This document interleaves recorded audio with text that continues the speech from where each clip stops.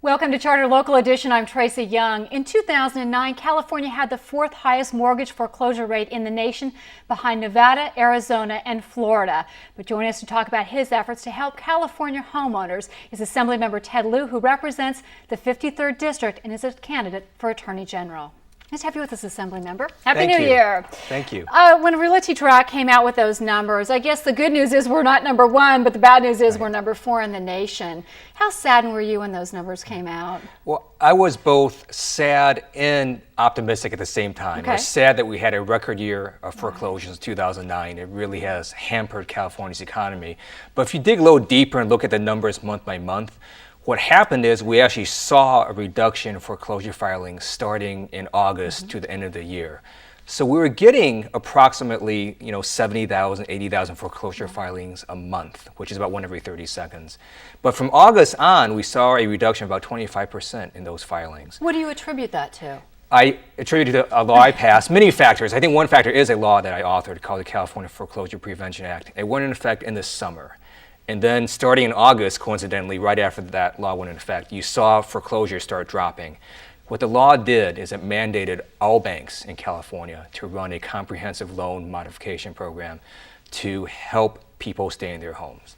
And we're the first idea to give them a chance. Let's take a cooling off period. Let's try and find a relook at the note, see how we can rewrite the note so that you can stay in your home? Absolutely. And it's also a law that provides a massive disincentive if the banks don't do that. We impose a 90-day foreclosure moratorium.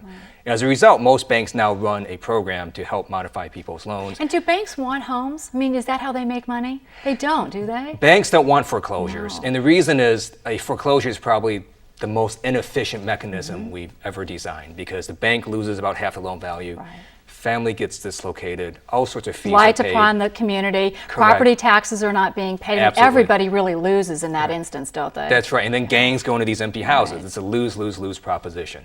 Now, there is some unfairness to this, because why should your neighbor get a break on their mortgage? Right. And the reason is because if we can give them that break on their mortgage, it helps the entire economy. If we can just keep people in their homes, we'll stabilize the real estate market and get our economy going again. One of the concerns I know that they were citing in here was their concern that with unemployment, if we don't fix unemployment, a lot of those people who had nothing wrong with their mortgages and they were able to make their mortgage payments comfortably, if they're out of work, and particularly for a long period of time, if we don't address unemployment, rewriting a note isn't going to help them. That's Are you absolutely concerned correct. about that? Very concerned, and that's why my primary focus in their assembly has been creating jobs. I was proud to co-author a bill that is going to create 18,000 jobs in a city of industry. It's going to be a new football stadium.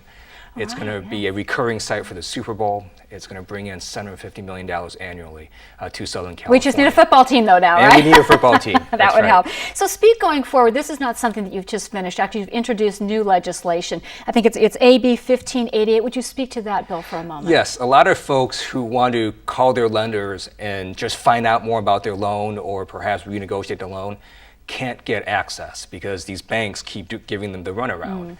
What this bill does is it puts a person in the middle called a mortgage monitor. It's similar to something that the city of Philadelphia has done successfully. State of Nevada just passed it. This person will help the homeowner and the bank get together and renegotiate a loan. And if they can't get to an agreement, then the person is authorized to submit their own loan modification to court where the consumer can enforce it. So the idea is you have somebody in the middle who doesn't have a side on either side. He's just trying to get a good end result. That's correct. All right. Well, thank you so much. Obviously, anything we can do to help California's economy is a terrific thing, and I hope 2020 is a great year for you, sir. Thank you.